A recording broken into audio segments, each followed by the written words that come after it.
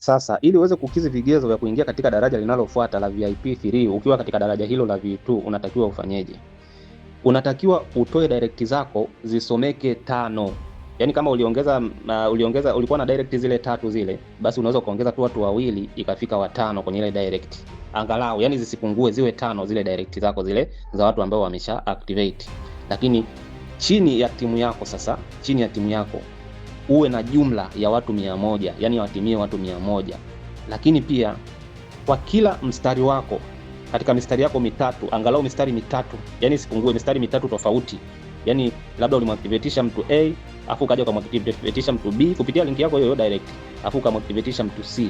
Sasa wale watu watatu wale, kila mmoja aingie katika daraja la VIP 2.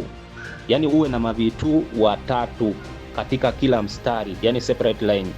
Kila mstari uzalishe V2 mmoja. Hata kama watakuwa wangapi, lakini angalau kila mstari ambao ni direct kwako utoe V2 mmoja. Kwa jumla wasomeke V2 ambao wako kwenye rank hiyo ya V2 watatu.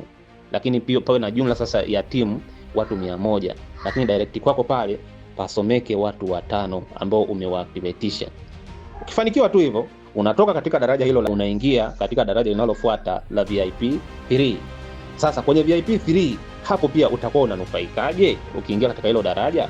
Twende kazi. Sasa ukishafika katika daraja hilo la VIP 3 V3 rank, kila direct ambayo utakuwa unaitoa kupitia link yako utakuwa unapata $50. Yani ina maana hapo tena link yako ina thamani ya $50. Kwa kila mtu ambaye ataactivate kupitia direct link yako utakuwa unapata $50. Kama unavyoona hapo tayari mapato yameshaongezeka tena kwenye direct. Sio sawa na yale ya V1 wala V2. Hapa unapata $50, ambapo ukiconvert kwa pesa za Kitanzania utakuwa unapata shilingi 130,000 kwa kila mtu yoyote yule ambaye ataactivate kupitia direct link yako utapata 130,000. Kwa direct yako mtu yoyote yule akiactivate utapata $50, ambao ni pesa za Kitanzania shilingi 130,000 kwa kila activation yoyote ile ambayo itafanyika ukiwa katika daraja hilo la VIP 3.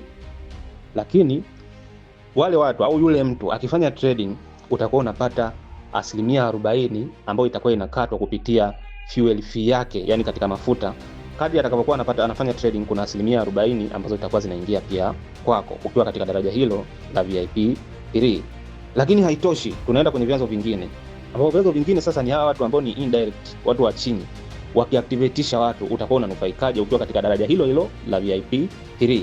Sasa indirect, mtu yoyote ambaye yuko V1 akiactivateisha mtu utakuwa unapata $20, ambayo ni sawa na pesa za Kitanzania 52,000.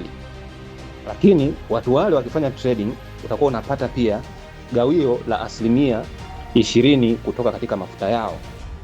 Lakini pia haitoshi, ikiwa kuna mtu katika timu yako amefika katika daraja la pili V2, wewe kumbuka huko V3. Sasa ikatokea sasa kuna mtu amefika katika daraja la pili V2 akaactivateisha mtu, wewe kwako utapata $10, ambayo ni sawa na pesa za Kitanzania shilingi 26,000. Hiyo ni pesa yote ambayo unaipata ukiwa katika daraja hilo la V3, imagine.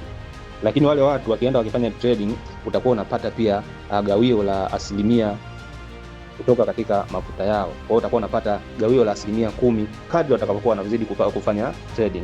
Lakini pia haitoshi, ukiwa umezalisha V3 mwingine, mkawa katika same rank pale, umezalisha V3 mwingine, basi yule V3 kwenye timu yake kila activation ambayo itakuwa inafanyika utakuwa unapata kiasi cha $1.5 ambao sawa na shilingi 3,900 pesa za Kitanzania.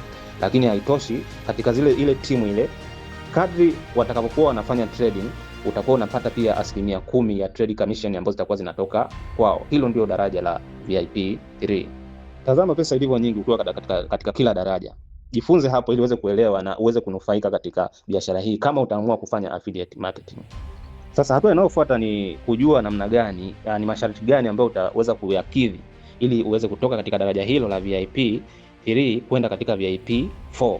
Unatakiwa ufanyeje? Ukizi masharti gani? Kumbuka kila daraja lina utajiri wake, kila daraja lina pesa zinaongezeka.